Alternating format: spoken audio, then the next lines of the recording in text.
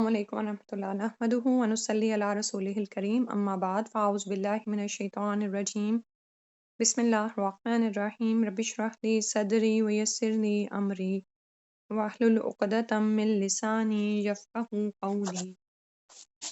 سورہ الانعام آیت نمبر 61 سے انشاءاللہ کرنا ہے، پارہ 7 ہے۔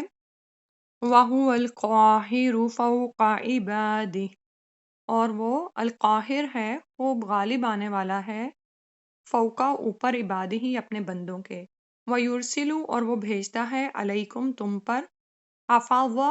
نگران، اور یہاں پر نگران کون ہے؟ فرشتے مراد ہیں۔ حتیٰ یہاں تک کہ اذا جب جاء آ جاتا ہے، احدکم تم میں سے کسی ایک کو، الموت موت، توفتہ فوت کر لیتے ہیں اس کو، رسولنا ہمارے بھیجے ہوئے یعنی فرشتے، اور یہاں پر پورا پورا لے لینا مراد ہے، یعنی کہ موت کا آ جانا۔ وَهُمْ لَا يُفَرِّطُونَ اور وہ کمی نہیں کرتے، یعنی یہ نہیں ہوتا کہ تھوڑا کام کریں اور تھوڑا چھوڑ دیں، جو کہ عام طور پر ہم انسانوں کی عادت ہوتی ہے۔ تو آیت کو شروع سے دیکھ لیتے ہیں۔ اللہ سبحانہ و تعالیٰ کا اسم بیان ہو رہا ہے یہاں پر، وَهُوَ الْقَاهِرُ اور وہ قاہر ہے، غالب آنے والا ہے، اور غالب دراصل قدیر یعنی قادر سے زائد صفت ہے، یعنی خود قادر ہونے کے ساتھ ساتھ اللہ سبحانہ و تعالیٰ دوسروں کے فیصلوں پر اثر انداز ہونے کی پوری قدرت رکھتے ہیں۔ امام راضی کے مطابق قہر کے کئی معنی ہیں۔ عدم سے چیز کو ایجاد کرنا، عدم پر غالب آ جانا، ٹھیک ہے، کیونکہ القاہروں میں ہم نے دیکھا نا کہ وہ غالب آنے والا ہے، تو اللہ سبحانہ و تعالیٰ عدم پر غالب آنے کی مکمل قدرت رکھتے ہیں۔ عدم کو اگر حکم کریں تو وہ وجود میں آ جاتی ہے، سبحان اللہ۔ اور اسی طرح جو چیزیں بنی ہوئی ہوتی ہیں ان کو بھی فنا کرنے پر اللہ سبحانہ و تعالیٰ خوب غلبہ رکھتے ہیں، یعنی آپ اس طرح سمجھیں کہ جب بنی ہوئی چیز پر قہر الہی ہوا تو وہ ختم ہو گئی، یعنی ہلاکت آ گئی اس کی۔ اسی طرح اللہ سبحانہ و تعالیٰ متضاد چیزوں کو پیدا کرنے پر غالب ہیں، خوب قدرت رکھتے ہیں، قاہر ہیں۔ مثلاً اللہ سبحانہ و تعالیٰ اندھیرے اور روشنی کو پیدا کرنے والے ہیں، اور پھر کیا ہوتا ہے کہ ان کو آپس میں ایک دوسرے پر مغلوب کر دیتے ہیں، روشنی کو اندھیرے سے مغلوب کر دیتے ہیں اور اندھیرے کو روشنی سے مغلوب کر دیتے ہیں، رات کو دن کے ساتھ اور دن کو رات کے ساتھ بدل دیتے ہیں، اور یہ کوئی قاہر ہی کر سکتا ہے، یعنی جس کے سامنے ہر چیز مغلوب ہو جائے اور اپنا کوئی فیصلہ ہی نہ کر سکے۔ اس کو آپ جیسے قرآن میں ایک جگہ پر آتا ہے نا کہ اللہ سبحانہ تعالیٰ نے آسمانوں زمین سے فرمایا کہ آؤ تو وہ آگے فرما برداری کرتے ہوئے، ٹھیک ہے۔ ہمیں یعنی یہ ساری چیزیں بے جان نظر آتی ہیں، لیکن یہ سب اللہ تعالیٰ کے احکامات کی پابند ہیں، اور پوری کائنات ہی دراصل اللہ سبحانہ تعالیٰ کے غالب ہونے کی مظہر ہے، یعنی اس کے قاہر ہونے کی مظہر ہے۔ تمام مخلوقات جو بھی پیدا ہو رہی ہیں، فوت ہو رہی ہیں، سب اسی کے حکم کے تحت ہیں۔ اللہ سبحانہ تعالیٰ اپنے بندوں پر پورا تصرف رکھتے ہیں، ٹھیک ہے۔ اسی طرح بندوں کے ساتھ جو اعمال ہوتے ہیں ان پر بھی اللہ تعالیٰ خوب غالب ہیں، اور اس بات کا پورا اختیار رکھتے ہیں کہ لوگوں کی اگر مثال کے طور پر اگر وہ صحت مند ہیں تو ان کی صحت کو بیماری میں بدل دیں، یا بیماری کو صحت میں بدل دیں، غربت کو امیری میں بدل دیں یا امیری کو غربت میں بدل دیں، تو یہ اللہ تعالیٰ کے قہر، اس کے غلبہ و قوت کی علامت ہے، ٹھیک ہے۔ اچھا، بعض اوقات جب ہم قاہر کا لفظ پڑھتے ہیں نا اور اس میں غلبہ کا لفظ آتا ہے تو شاید ذہن میں نعوذ باللہ کوئی خیال پیدا ہوتا ہے، کوئی منفی تاثر نا، کہ جیسے اللہ سبحانہ تعالیٰ صحت کو بیماری میں بدل دیتے ہیں، یا پھر یہ کہ اللہ تعالیٰ امیری کو غریبی میں بدل دیتے ہیں، تو اس سے کیا ہوتا ہے، کوئی منفی تاثر ذہن میں آ سکتا ہے، لیکن نہیں آنا چاہیے۔ کیوں؟ کیونکہ اللہ تعالیٰ کی ذات کے ساتھ کوئی بھی شر جڑا ہوا نہیں ہے، یہ تو تمام ہی اللہ تعالیٰ کے احکامات ہیں، اس کے فیصلے ہیں، اور اس میں اللہ کی حکمت پوشیدہ ہے،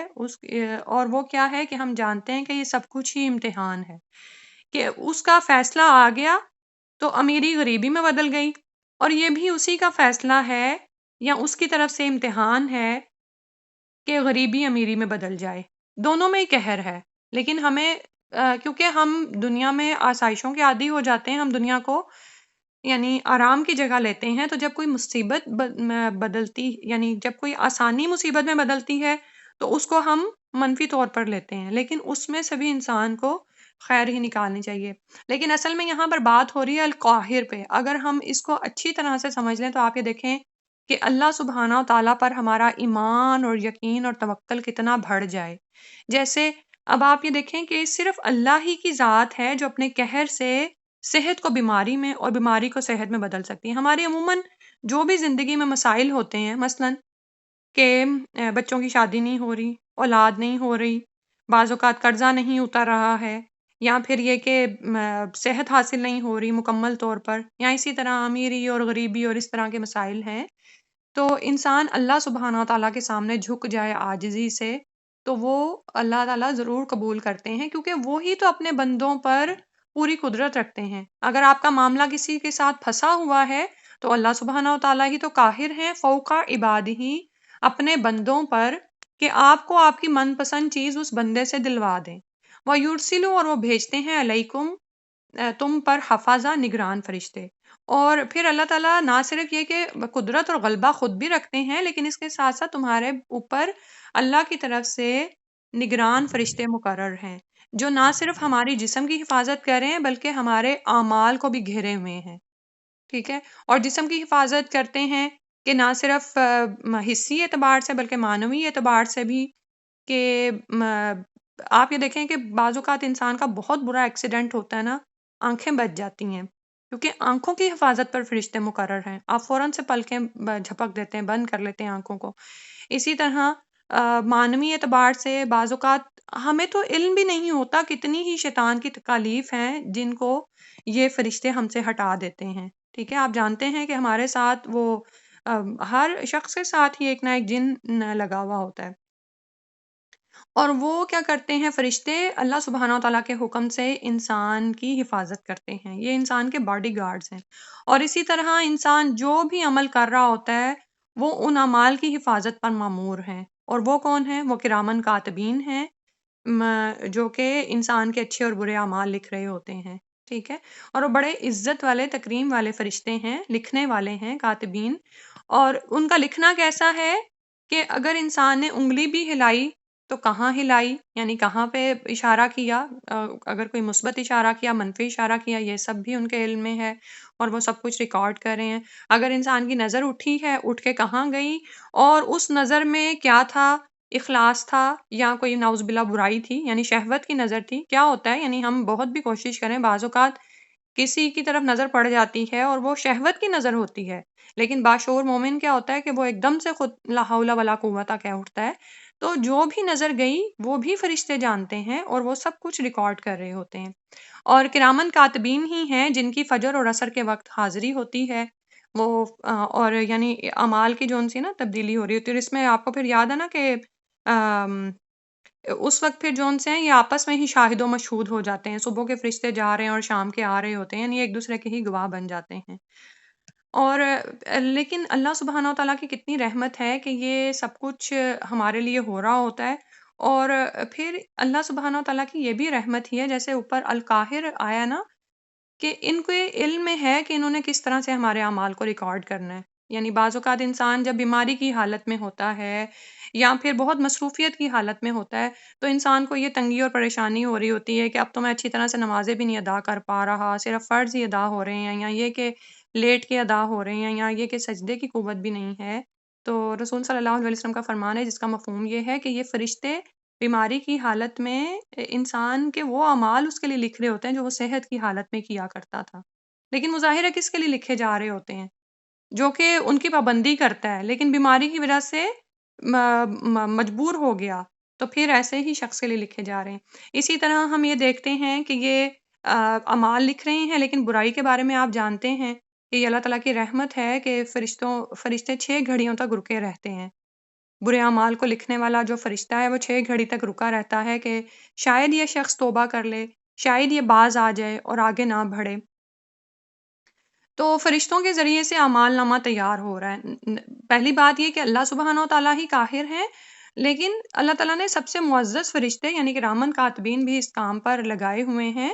اور وہ بھی کیوں ہیں؟ یعنی ذہن میں یہ خیال پیدا ہوتا ہے کہ جب ایک تو یہ کہ انسانوں کے لیے حجت تمام ہو رہی ہے نا، سب کچھ وہاں پر ظاہر ہو جائے گا، اور پھر یہ دیکھیں کہ جب کوئی چیز ریکارڈ میں آ جاتی ہے نا تو وہ کسی اچھا کرنے والے کو کتنا خوش کرتی ہے نا۔ دنیا میں کیا ہوتا ہے، آپ بعض اوقات بہت سے اعمال کر رہے ہوتے ہیں لیکن اس کی کوئی وہ یعنی آپ کی کوئی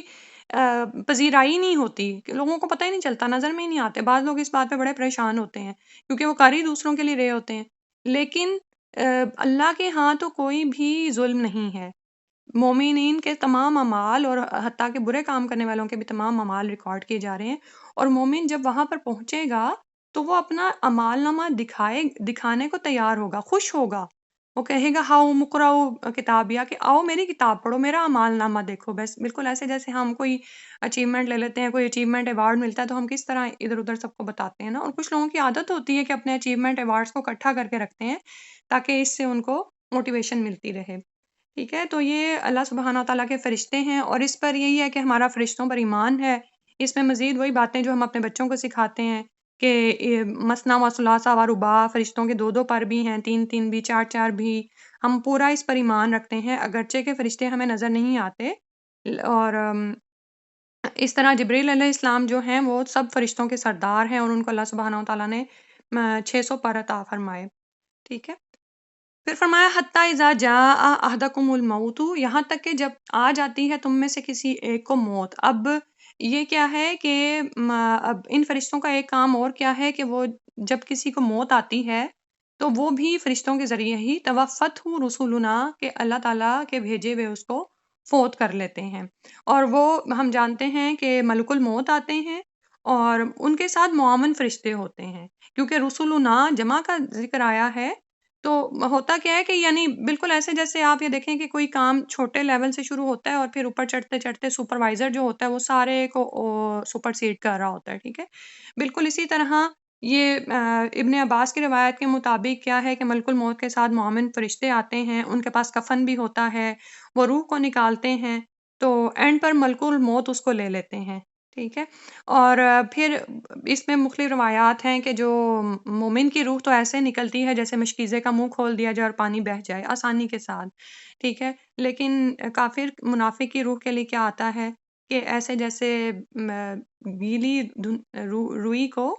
کانٹے دار جھاڑی پہ ڈال دیا جائے اور پھر وہ کھینچ کے جدا ہوتی ہے۔ اور اس میں نعوذ باللہ آپ یہ دیکھیں کہ موت کا جو عمل ہے وہ واقعی بہت ہی یعنی کہ تکلیف دہ ہے، اور عائشہ رضی اللہ عنہا کہتی ہیں کہ جب سے انہوں نے رسول صلی اللہ علیہ وسلم کو دیکھا کہ وہ بھی موت کی تکلیف سے گزرے تو وہ کسی اور کے لیے اس کی کمی کی انہوں نے توقع نہیں کی۔ مطلب یہ ہے کہ جب افضل الانبیاء پہ یہ تکلیف آئی تو سب پر آئے گی۔ آپ یہ دیکھیں کہ پور پور سے جان نکالی جا رہی ہوتی ہے، یہ یعنی یہ جو آ رہا نا کہ توفت رسولنا، اس کو فوت کرتے ہیں ہمارے بھیجے ہوئے۔ بالکل ایک جیسے ہاسپٹل کا ایک سرجری کا عمل یاد کر لیں کہ وہاں پر کیا ہو رہا ہوتا ہے اور کس طرح سٹیچز لگ رہے ہوتے ہیں اور اندر سے کچھ نکالا جا رہا ہے، کچھ رکھا جا رہا ہے اور سب کچھ، تو بالکل اسی طرح بند بند سے جو ہے وہ روح کا تعلق جسم سے توڑا جا رہا ہوتا ہے، اور آخر کار وہ فائنلی جو ہے وہ ملک الموت اس کو لے لیتے ہیں۔ اور اگر مومن کی روح ہوتی ہے تو اس کو جنت کے کفنوں میں سے کفن میں لپیٹ دیا جاتا ہے اور جنت کی حنوت میں سے حنوت اس پر مل دی جاتی ہے۔ اور لیکن اگر کافر منافق کی روح ہے تو اس کا تو معاملہ ہی بڑا اس کے ساتھ سختی کا معاملہ کیا جاتا ہے، اس کو کھینچا جاتا ہے، پٹخا جاتا ہے، یعنی اس کے لیے عذاب ہی عذاب ہے، اور صرف یہ کہ موت کے وقت نہیں بلکہ اس کے بعد بھی مسلسل وہ عذاب میں ہوگا۔ وَهُمْ لَا يُفَرِّطُونَ، اور اگلی بات کیا ہے کہ فرشتے اس میں ذرا بھی کمی نہیں کرتے، کہ یعنی پورا پورا کام کرتے ہیں۔ ہمارا کیا حال ہوتا ہے کہ ہم کبھی تھک جاتے ہیں تو اس کام کو وہیں پہ چھوڑ دیں گے، کبھی ہماری نیت خراب ہو جاتی ہے، کبھی ہم کچھ کرتے ہیں، لیکن فرشتوں کا معاملہ کیا ہے کہ وہ تو وہی کرتے ہیں جو حکم دیے جاتے ہیں۔ پھر فرمایا ثم ردوا الی اللہ، پھر وہ لوٹتے ہیں اللہ کی طرف، مولاہم الحق، جو مولا ہے ان کا برحق۔ تو یہاں پر جو لوٹنا ہے یہ یا تو فرشتوں کا بھی ہو سکتا ہے کہ ہم جانتے ہیں کہ روح ارواح جو ان سی ہیں وہ آسمانوں کی طرف سفر کرتی ہیں۔ ٹھیک ہے، نیک روح کو بھی اوپر لے جایا جاتا ہے، بد کو بھی لے جایا جاتا ہے۔ نیک روح کے لیے آسمان کے دروازے کھول دیے جاتے ہیں اور وہ اوپر سے ہو کر پھر واپس جسم میں لوٹائی جاتی ہے، یہاں تک کہ جب آپ اس کو فوت کر لیتے ہیں، دفنا دیتے ہیں جسم کو، تو پھر وہاں پر سوال جواب کے لیے روح جسم میں لوٹائی جاتی ہے اور پھر فرشتے وہاں پر آتے ہیں اس سے سوال کرنے۔ اور اسی طرح جو بری روحیں ہوتی ہیں ان کو بھی آسمانوں کی طرف لے جایا جاتا ہے، لیکن ان کے لیے آسمانوں کے دروازے نہیں کھولے جاتے، جیسے ہم شاید اسی صورت میں پڑھیں گے، یہاں تک کہ اونٹ سوئی کے ناکے میں داخل ہو جائے، یعنی ایسا نہیں ہو سکتا کہ ایسی بدروحوں کے لیے آسمان کے دروازے کھولے جائیں تو ان کو زمین کی طرف پٹکا دیا جاتا ہے، اور ظاہر ہے وہ بھی اپنے جسموں کو پہنچتی ہیں اور پھر وہاں پر قبر میں سوال جواب ہوتا ہے۔ تو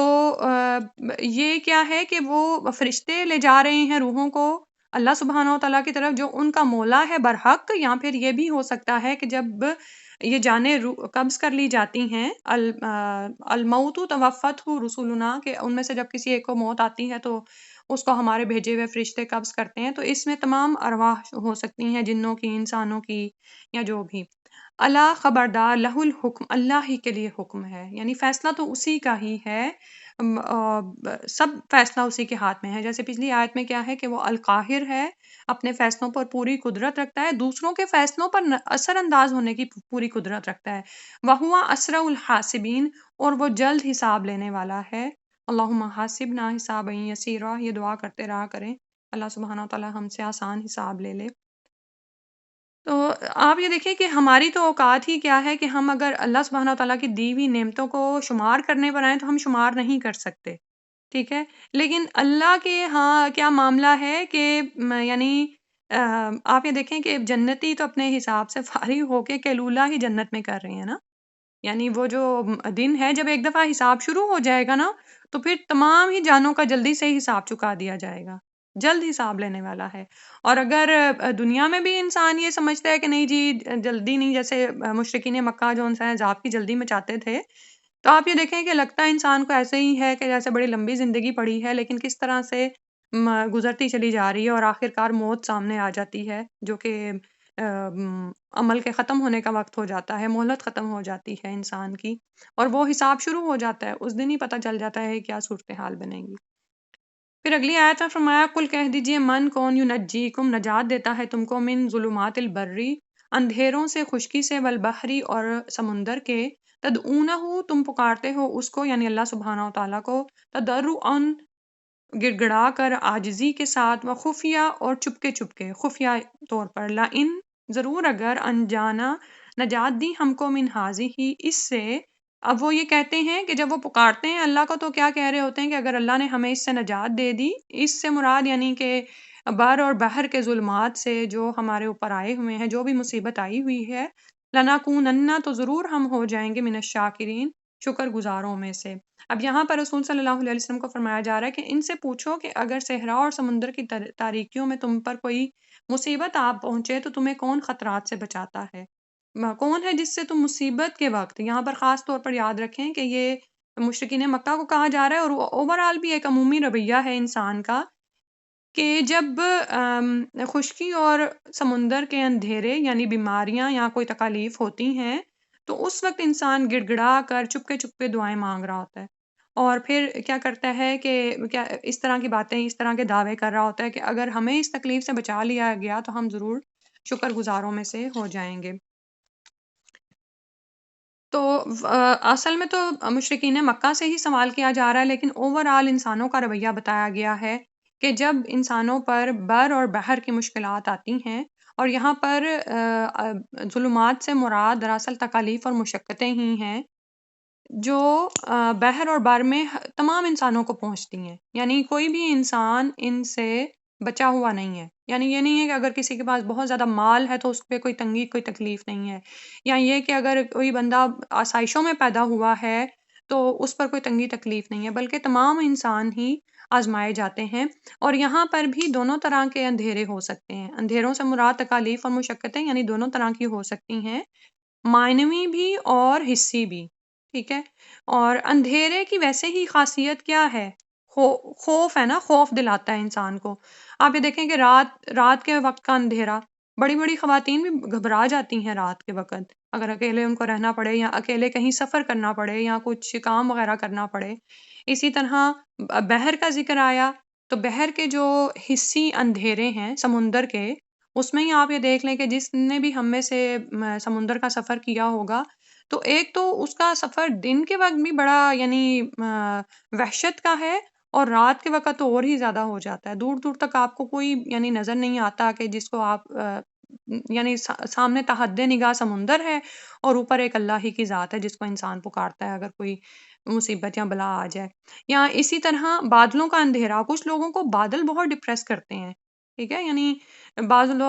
اوقات لوگ کہتے ہیں کہ مجھے یہ موسم اداس کر دیتا ہے، یا پتہ نہیں وہ کیوں اداس کرتا ہے، لیکن اینی ویز وہ دراصل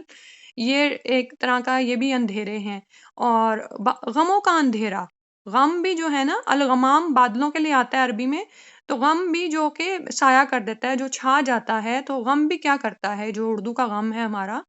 اب یعنی روح پہ چھا جاتا ہے، اور روح پہ ایسا چھاتا ہے کہ جسم کو بھی بیمار کرتا ہے، یعنی آپ کا دل نہیں کرتا اٹھ کے کوئی کام کریں، یعنی ویسے آپ جسمانی طور پر صحت مند ہیں، لیکن کوئی ایسا ڈپریشن ہے اندر، کوئی دل کی ایسی دل کا کوئی ایسا روگ لگا ہوا ہے کہ آپ اٹھنے کے قابل نہیں ہیں، ٹھیک ہے. تو یہ سارے یعنی چاہے حصی طور پر ہوں یا مانوی طور پر ہوں، اندھیرے ہیں مختلف جن کا انسان کو سامنا کرنا پڑتا ہے. اور پھر اس میں ہوتا کیا ہے کہ جب یہ آتے ہیں تدعونہ تضرعا وخفیہ، تو انسان کیا کرتا ہے، بڑی عاجزی کرتا ہے، اپنی کمزوری کا اظہار کرتا ہے اللہ سے، اس سے مدد مانگتا ہے. اور یہ جو یہاں پہ تضرع کا لفظ ہے نا، اس میں عاجزی میں مبالغہ پایا جاتا ہے، یعنی سپرلیٹو جیسے آپ کہہ سکتے ہیں نا، ڈگری، کہ جس میں ذلت اور فرما برداری دونوں شامل ہیں انسان. اور پھر دوسرا کیا ہوتا ہے کہ جب انسان ایسی حالت میں ہوتا ہے نا، تو پھر چپ کے اللہ سے تعلق بنا رہا ہوتا ہے، ٹھیک ہے. اور چپ کے سا مطلب اس سے کیا ظاہر ہو رہا ہے کہ اخلاص آ جاتا ہے انسان کے مانگنے میں نا، کہ آپ یہ دیکھیں کہ زور زور سے بول کے تو بہت سارے لوگ سن رہے ہوتے ہیں، لیکن جب آپ چپ کے صرف اللہ کو پکار رہے ہوتے ہیں نا، تو مطلب یہ کہ آپ کا رشتہ اللہ سے بہت ہی اسٹرانگ ہوتا ہے، اور آپ کو یہ یقین ہوتا ہے کہ اللہ مجھے اس سے نجات دے دے گا. اب یہ دیکھیں یہاں پر دراصل مشرکین مکہ کو کہا جا رہا ہے، اور ان کا حال یہی تھا کہ جب کوئی ایسی مصیبت آ پڑتی تھی نا، کہ جب دیکھتے تھے کہ اب تو یعنی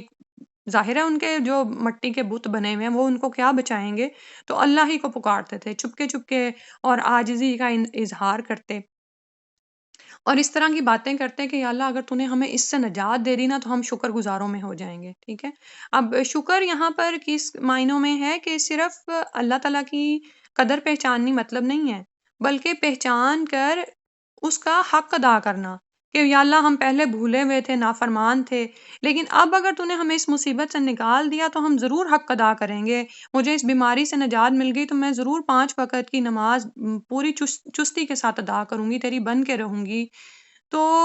یہ عام رویہ بھی ہے کہ تکالیف میں یہ رویے واضح ہو جاتے ہیں، انسان دعا کرتا ہے، آہوازاری کرتا ہے، تضرع کرتا ہے، چپ کے پکارتا ہے، یعنی اخلاص ہوتا ہے. لیکن اس کے بعد کیا ہے کہ دیکھنا ہے کہ انسان شکر گزاری میں بھی استقامت اختیار کرے، کہ اگر مصیبت میں اللہ کو پکارا ہے تو جب دعا قبول ہو گئی اور اللہ تعالیٰ اس کو نکال دیں، تو اس کے بعد بھی اللہ ہی کو پکارے. لیکن ہوتا ایسا کم ہی ہے، چلیں ٹھیک ہے، تکلیف میں ہم زیادہ پکارتے ہیں، لیکن آسائش میں بھی اللہ ہی سے جڑے رہیں. آپ یہ دیکھیں کہ ایسے حال میں یہ جو یہاں پر بتایا جا رہا ہے کہ تضرع اور خفیہ، اس میں تو کوئی نافرمان بھی جھکتا ہے نا، تو اللہ تعالیٰ اسے تھام لیتے ہیں. اللہ تعالیٰ کو تو پسند ہے کہ بندے اپنی فقر، محتاجی، کمزوری کا اظہار صرف اسی سے کریں. یعنی اللہ تعالیٰ کو یہ بات پسند نہیں آتی کہ دینے والا تو اللہ ہے، لیکن لوگوں کے سامنے جھکتے ہیں، ان سے مانگتے ہیں، ان کے آگے اپنی فریادیں رکھتے ہیں، اور عموماً بہت سارے لوگوں کے ساتھ یہ ہوتا ہے. تو ہمیشہ یاد رکھیں کہ جب کوئی مصیبت آ پڑے نا، یا آپ یعنی غم کے اندھیروں میں ہیں، اور یہ ہم آپ کے آگے بھی پڑھیں گے کہ اللہ تعالیٰ کی طرف سے کس طرح کے اندھیرے آ سکتے ہیں انسانوں پر. تو جب دل کی بے چین حالت ہو جائے نا، تو اس وقت جو خاص انسان کو طاقت حاصل ہو، اس طاقت کو انسان اللہ کے سامنے گڑ گڑانے میں لگائے، ٹھیک ہے. آپ میں سے ہر کوئی ایسی کیفیت سے گزرا ہوگا کہ کسی نے کچھ کہہ دیا، اب دل پر ایسی پڑی کہ آپ کو سمجھ نہیں آ رہی کدھر جائیں، ٹھیک ہے. تو اس وقت سب سے پہلے اللہ سے ہی جڑے، اللہ تعالیٰ ہی انسان کو نجات دینے والے ہیں. اور اس کے بعد پھر دوبارہ امتحان ہوتا ہے کہ اب تم شکر گزاروں میں سے ہوتے ہو کہ نہیں. کل کہہ دیجئے اللہ ینجیکم، نجات دیتا ہے تم کو، منہا، اس سے، یعنی یہ جو تکلیف تم پر آ پڑی تھی، ومن کل کربن، اور ہر طرح کے کرب سے، ہر تکلیف سے. اب کربی لرز ہوتا ہے زمین کو کھودنا، غم بھی انسان کو کیا کرتا ہے، اندر سے تلبٹ کر دیتا ہے. چاہے جسمانی تکلیف ہو، سارے جسم کو ہلا دیتی ہے. بعض اوقات لوگوں کو کوئی ایک سوئی جتنی بھی تکلیف ہوتی ہے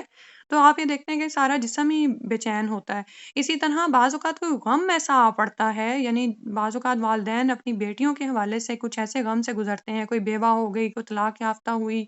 یا یہ کہ اسی طرح اولاد نہیں ہو رہی ہے کسی کے ہاں یا جو بھی، تو اندر کی سخت بے چینی جو ہے نا، یہ کیا ہے کہ یہ کرب ہے۔ تو اس سے ہوتا کیا ہے، اس غم سے انسان کے اندر کے حالات بدل جاتے ہیں۔ تو لیکن اللہ تعالیٰ ہی ہے جو انسان کو اس سب سے نجات دیتا ہے۔ اللہ ہی ہے کہ جب آپ اس کی طرف رجوع کرتے ہیں تو وہ آپ کو بچا لیتا ہے اور اس کو نکال دیتا ہے۔ تو جب صدمہ آ پڑے نا، تو سب سے پہلے اللہ ہی کی طرف راغب ہوں، یعنی صدمے کی پہلی چوٹ پر اللہ تعالیٰ کی طرف متوجہ ہوں، کیونکہ صدمہ پہنچنے پر جو ایک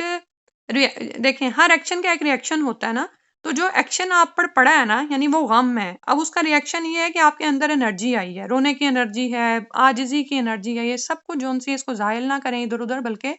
اللہ کو پکارنے میں صرف کریں۔ اور کرب میں آپ یہ دیکھیں کہ مختلف طرح کے کرب ہو سکتے ہیں، بعض اوقات جسمانی ہوتے ہیں، بعض اوقات معنوی ہوتے ہیں، انسانوں کی طرف سے ہی ایسے حالات پیش آتے ہیں کہ کبھی ماں باپ کوئی ایسی بات کر دیتے ہیں، کبھی شوہر، کبھی بچے، کبھی بہن بھائی،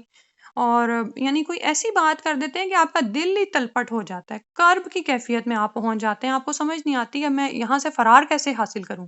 ٹھیک ہے؟ یعنی آپ اپنے ان پیاروں سے دور بھی نہیں جا سکتے، لیکن وہ کوئی بات ہی ایسی کر دیں گے۔ بعض اوقات ان میں سے کوئی ہدایت پر نہیں ہوتا، آپ واضح طور پر ان کو دیکھتے ہیں غلط راہ پر چلتے ہوئے، تو دل کیسا بیٹھ جاتا ہے نا ایک دم سے۔ تو اسی طرح بعض اوقات کچھ لوگوں پر کون سے اندھیرے آتے ہیں، رزق کی کمی ہو جاتی ہے، اولاد نہیں ہوتی، قرضے ہیں، بیماری ہے، تو یہ سب کچھ اللہ ہی کی طرف اللہ کے اذن سے ہی جاتا ہے، ٹھیک ہے؟ تو اللہ تعالیٰ کے لیے ہی اپنے اس کو عمل کو خالص کرنا لینا، یہ چیز ہم سے مطلوب ہے کہ انسان توحید خالص پر قائم ہو جائے۔ اور دعا مانگنے کا حکم بھی اللہ ہی نے دیا ہے اور قبولیت کا وعدہ بھی کیا ہے، لیکن انسان کو قبولیت کا یقین بھی رکھنا چاہیے کہ اس یقین سے دعا مانگیں کہ قبول ہوگی، اور اللہ عز و جل نے حکم دیا ہے کہ اس سے مانگا جائے۔ جب بھی کوئی کرب آ پڑے تو بجائے ادھر ادھر جانے کے صرف اللہ کی طرف جائیں، کیونکہ وہی تمہیں نجات دیتا ہے ان تمام چیزوں سے۔ لیکن اس کے بعد اگلا رویہ کیا ہوتا ہے انسان کا، ثم انتم تشرکون، پھر تم شریک کرنے لگتے ہو۔ یعنی مشرکین مکہ کیا کرتے تھے کہ جب مصیبتوں سے باہر آتے، سمندر میں کوئی طوفان آیا، گھرے ہوئے تھے، کشتی ڈوبنے والی تھی، بچ گئے تو باہر نکلے، تو پھر وہی لات اور منات اور بال کو پکارنے لگے۔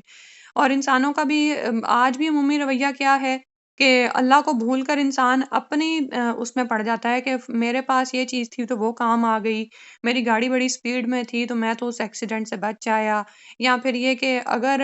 اتنا پیٹرول میرے پاس نہ ہوتا تو میں رات کے وقت کہیں الجھ جاتا، پھنس جاتا۔ یعنی بہت ساری چیزیں ہوتی ہیں کہ انسان بھول جاتا ہے کہ میں کس رب کو پکارا تھا اور اس نے مجھے اس تکالیف سے نکال بھی دیا، اور اب میں کس طرح سے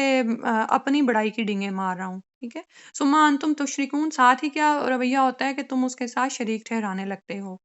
اور اس کی بڑائی کو بھول جاتے ہو، اس کی دی ہوئی نعمت کو بھول جاتے ہو۔ تو دراصل یہاں پر یہ رویہ سمجھانے کا مطلب یہ ہے کہ ہم یہ دیکھیں کہ تنگی تکلیف میں ہمارا رویہ اللہ کے ساتھ کیسا ہوتا ہے، اور جب کوئی بھلائی پہنچتی ہے تو تب ہمارا رویہ اللہ کے ساتھ کیسا ہوتا ہے، ٹھیک ہے؟ بعض اوقات کچھ لوگ یعنی مومن کا رویہ یہ ہوتا ہے کہ وہ کسی بھی تنگی اور تکلیف کو اپنے حق میں بہت اچھا سمجھتا ہے، یعنی پہلے چوٹ تو اس کو بھی پڑتی ہے، مثال کے طور پر اب مثلا آپ کا خامند ہی ہے، بعض اوقات بہت اچھا بھی ہے، لیکن بعض اوقات ایسی کوئی بات کر جاتا ہے کہ آپ اب صبر ہی نہیں کر پاتے ہیں، لیکن جب آپ وہاں پر صبر کر لیتے ہیں تو آپ یہ دیکھتے ہیں کہ وہ ذریعہ بن جاتا ہے اللہ سے مزید جڑنے کا، اللہ کے آگے گڑ گڑانے کا، عاجزی اختیار کرنے کا، اور آپ کے اندر پھر دور تک سکون اور اطمینان پھیل جاتا ہے۔ تو یہ رویہ انسان کا عام حالات میں بھی ہونا چاہیے، آسائشوں میں بھی، کہ انسان آسائشوں میں بھی اللہ کو نہ بھولے۔ پھر فرمایا کل کہہ دیجئے هو القادر، وہ قدرت رکھتا ہے، اللہ اوپر اس بات کے، ان کے یبعثا کے لائے، کہ بھیجے، یا علیکم تم پر، عذابن کوئی عذاب، یہ نکرہ ہے نا یہاں پر، تو یعنی کوئی سا بھی عذاب، من فوقکم تمہارے اوپر سے، او من تحت ارجلکم یا تمہارے پیروں کے نیچے سے، او یلبسکم یا ملا دے تم کو، شیان گروہوں میں، یعنی گروہوں میں بٹ جاؤ، وَيُذِيقَ اور چکھائے، بعضکم تم میں سے بعض کو، بأس بعض دوسرے کا زور، یعنی آپس میں تم جھگڑنے لگو اور لڑائی کرنے لگو۔ انظر دیکھو تو کیفا کس طرح نصرفو ہم پھیر پھیر کر لاتے ہیں الآیاتی آیات کو لعلہم یفقہون شاید کہ وہ سمجھ اختیار کریں۔ یفقہون جو ہے فکس سے ہے نا، کہ شاید کہ وہ سمجھیں اور وحی الہی کے حکم کو پا لیں اور اپنی زندگیوں کو سنوار لیں۔ تو یہاں پر کسی بھی طرح کے عذاب کی بات ہوئی ہے اور 3 عذاب بیان کیے گئے ہیں، اور اللہ سبحانہ و تعالیٰ فرما رہے ہیں کہ رسول صلی اللہ علیہ وسلم سے کہ تم ان کو کہہ دو کہ اللہ سبحانہ و تعالیٰ تو قادر ہے اس بات پر کہ وہ تم پر عذاب بھیجے تمہارے اوپر سے یا نیچے سے، پیروں کے نیچے سے، یا پھر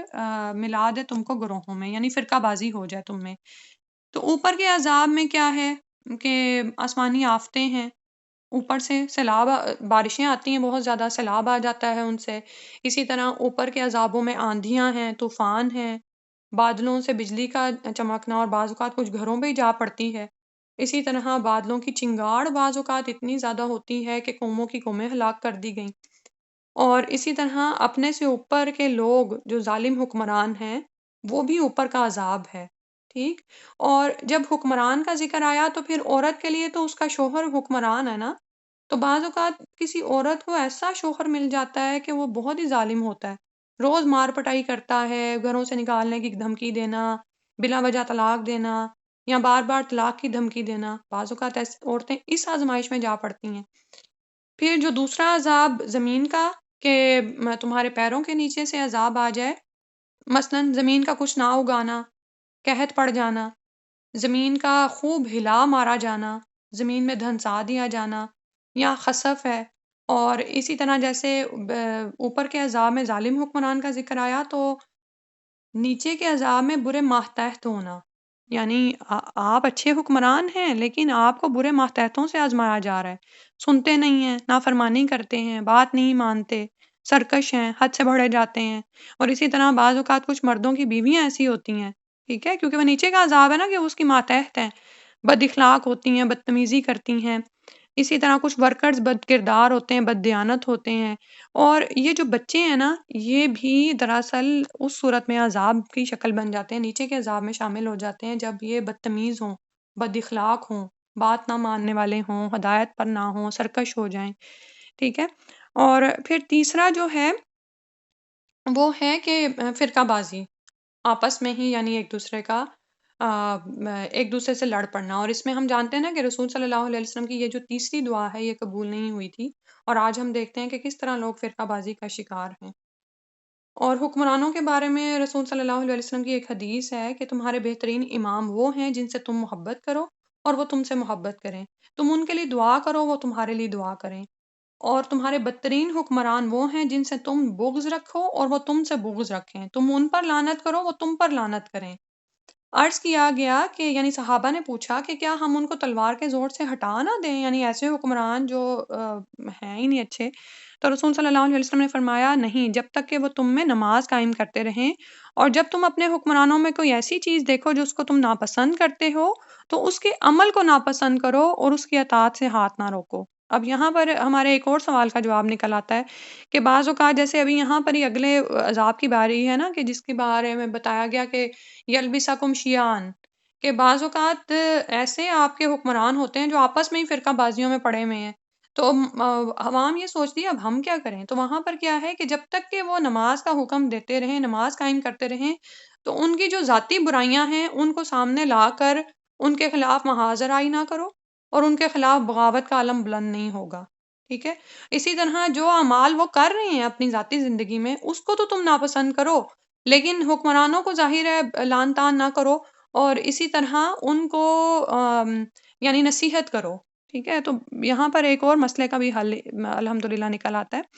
اچھا، اوورآل جو یہاں پر تینوں طرح کے عذاب کی بات ہو رہی ہے، اللہ سبحانہ تعالیٰ سے دعا ہے کہ ہمیں اس سے بچا کے رکھیں۔ بعض اوقات کیا ہوتا ہے کہ یعنی اب اوپر کے جو بھی عذاب میں نے بتایا کہ آسمانی آفتیں ہیں، سیلاب ہے، نیچے سے عذاب جو ہیں وہ زمین کا کچھ نہ اگانا، قحط پڑ جانا، لیکن لوگوں کے ساتھ جو ہمارے معاملات ہیں اس میں بھی بعض اوقات آپ یہ دیکھیں کہ کچھ لوگ اوپر کے عذاب میں بھی مبتلا ہوتے ہیں اور نیچے کے بھی۔ بعض اوقات کسی عورت کا خامند ہے تو وہ بدتمیز ہے تو بچے اس سے بڑھ کے سرکش ہوتے ہیں، ٹھیک ہے۔ تو وہ دونوں طرح سے ہی اس میں گھری ہوئی ہوتی ہے۔ اور اسی طرح بعض لوگوں کو جون سا ہے قحط سے، بھوک کی کمی سے، خوف کے ساتھ اور مختلف چیزوں سے آزمایا جا رہا ہوتا ہے۔ اور پھر یہ جو تیسری چیز بتائی گئی کہ آپس میں جو تعلقات ہوتے ہیں، آپ یہ دیکھیں کہ بڑی بڑی جماعتوں کی نہ بھی بات کریں، ہمارے جو چھوٹے موٹے گروہ ہوتے ہیں، کسی جگہ پر ہم دین کا کوئی کام کر رہے ہوتے ہیں، اب دونوں جو گروپس ہیں وہ اپنی اپنی جگہ پر بڑے اچھے ہیں، دین ہی کا کام کر رہے ہیں، لیکن اس کے باوجود آپس میں نہیں بنتی، آپس میں ایک دوسرے کی لیگ پولنگ ہے اور یہ سب کچھ ہے، تو یہ بھی عذاب ہی کی ایک شکل ہے، تو انسان کو اس سے بچنا چاہیے۔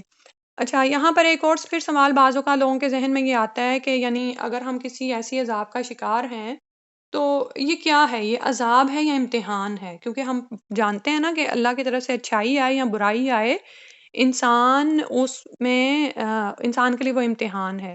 تو اگر تو اس امتحان کے بعد آپ اور اللہ کی طرف راغب ہو جائیں تو سمجھیں کہ وہ امتحان تھا جس کو آپ نے پاس کر لیا، لیکن اگر اللہ سے دور ہو جائیں، شکوہ شکایات رہے، تو پھر کیا ہے کہ دیکھ لیں کہ وہ دراصل ایک عذاب تھا جس میں آپ ڈال دیے گئے، نعوذ باللہ۔ ٹھیک ہے۔ اور ایک اور روایت کے مطابق یہاں پر اوپر کے عذابوں سے مراد انسان کی آنکھ، کان، اور ایک سیکنڈ میں یہاں پر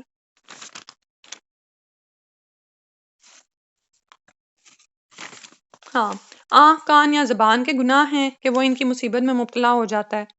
اور